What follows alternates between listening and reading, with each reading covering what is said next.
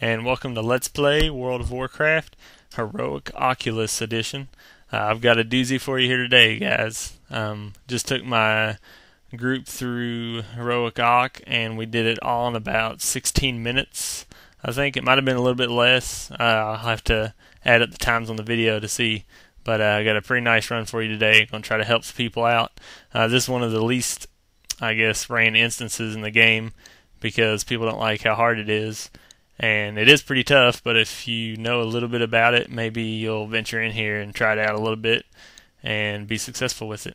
So, first couple pulls, you got a lot of these little Drake whelplings or whatever they are, and they're all ranged and they all shoot arcane missiles. As a tank, it's really hard to keep aggro on them, so I just try to use one ability per. It's like when I run up this group, Judgment, Shield, and then Hammer, these three. And that was really good. So I got initial aggro, and then hopefully, even if they turn on your DPS, they'll be close enough to dead where they won't really do any damage. And then to mix it up a little bit, there is some elites mixed in with these guys. So now you got magic bombing you plus the elites. If you can see, I just threw my shield there, try to get the far away ones on me, because they'll pretty much go straight to your healer or your ranged DPS. That are doing a lot of aggro since you haven't really touched them yet. They're just they're not too difficult, but just kind of be aware that it's going to cause an issue if you don't try to wrangle them in a little bit. Thankfully, my DPS here is really good, so I don't have to worry too much about them. But in an ungeared group, that could be pretty dangerous. So after these guys, everybody's going to need to walk into this portal, which you can't walk through, which I just found out, until everybody's dead. Now this first boss, basically you just want to take him in the middle, and there's going to be these little bombs that come out on the sides. Well, he's just going to send them out everywhere, and they randomly blow up. If you're ranged DPS, you could help the healer by moving around a little bit to avoid them, but they don't do a lot of damage. I guess if everybody's clustered up, they might cause a problem, but if you'll notice, no one's really taking that much damage, really. So it's just pretty much tank and spank. I can't think anything else he does. I think he might teleport everybody into him, and then you want to kind of run back out so that one bomb doesn't hit everybody for 4, 5k a piece. Then near the end, it looks like they're starting to explode a lot more. But so he's just really easy. So you just take him down, no big deal. Now this is where you have to pick between a green Drake, which is the healer, a red Drake, which is going to be your tank, and a bronze Drake, which is going to be your DPS Drake. I think left is green, middle guy is red, far right is bronze. Now, when you mount your chosen Drake, you're going to fly up here to the right first. It's kind of good to always go the same way. And you're going to have all these Drakes flying around you. Now, what you're going to need to do is everybody needs to try and focus on the same one. And you want to take down any of these that are only the ones in your path. Because when you start to kill the ones outside your path, if you're trying to make the 20-minute timer, which doesn't start actually until the first boss is dead, by the way.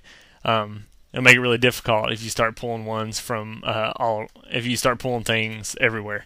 So you definitely want to pull as few as possible. However, before you land, you've got to make sure that any of them that you've aggroed, you've killed.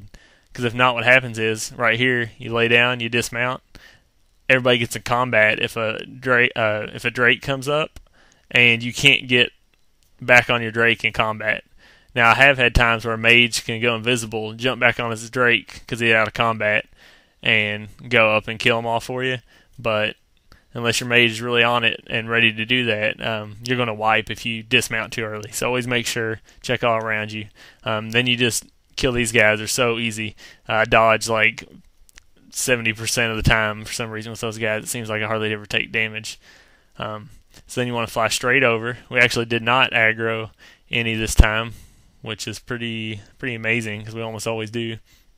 But if you'll notice, I just kind of check around and go ahead and land and start this. Now, there is 4 casters, 2 conjurers, and 2 sorcerers. The sorcerers are going to cast Blizzard, which can kind of be a nuisance to the party. There's a lot of AoE going on. And then you also have this big guardian that you have to take. Since the casters kind of cast, of course, until they, I guess, get done with their first Blizzard, and then they kind of collapse. Just know that so that, you can lose aggro on them really easy because if they're not in your consecrate. I usually try to just taunt the first one because it does the big taunt damage, and try to gather them up as good as I can. If you'll notice, I mean, I lose aggro on a lot of these guys, but I know that 2 of my DPS were warriors, so I know they can take a little bit, and the last one was a mage, but he's smart enough to know when to ice block, and he knows what he's doing, which he actually told me there is a buff you can steal that I think increases your damage by, like, I don't know how much it was, 60, 80%, something like that. So it's one of the casters. I don't know which one it is. I would assume it's a sorcerer, but just know that so that you can maybe steal that and help out your group by them not doing damage, and your damage can go way up, which is good. And also these little snowflakes get conjured sometimes. I don't think they're a real big issue. I think they cast like Frostbolt or something. Just make sure you keep your front, to the Guardian while you're doing this, because if he's hitting you for a lot, plus everybody's taking AoE damage, it can be pretty bad for the healer. Our healer is really good, so I don't really ever worry about anything. If you're with a normal group, you might want to worry about some of these things, because we're just trying to do speed, so I'm trying to kind of gather all these guys up. Then as soon as you take down, I think there is 4 fights going around this center ring. Yeah, I think that's how many it is. You want to mount up. Basically, as soon as you get done, you can mount back up. You got to be out of combat, though. And then you will head straight over to the next group of Centriforge constructs, which always check to see if that's normal daily, because it seems like it's always a normal daily. So check that before you go here if you want to try this place. Just here, I'll go ahead and break down some of the abilities. Your Green Drake, if you notice, my number 1 ability is a poison. You can stack up to 3 times, and what it'll do, it'll slowly damage the monster or the mob, and every time it gets damage, or it does damage, it heals you. So as many as you can get stacks of those on different dragons at the same time, the better, because you're going to get healed. The second one does like 30,000 damage, and it does, it does about a third of your health and damage. So you take damage, but you deal a ton to the enemy, and it reduces the damage they do for the next like 20 seconds or something like that. So it's good if you have full health and maybe they're almost dead, but just don't get caught fighting 1 or 2 by yourself and then using that, because then you're going to get killed and you'll ruin the 20-minute run. The Bronze Drakes right now have... what do they have? Well, I'll get into that in the next video. And the tank has a AoE ability that bounces off. It's like a fire ray or something. Oh gosh, I just messed that up big time. Some kind of fireball that bounces around, and it's good to keep ads together. And I'll just go over this in the next video. This is the end of part 1, where it looks like we're going to take on the second boss. So please join me for part 2. Thanks.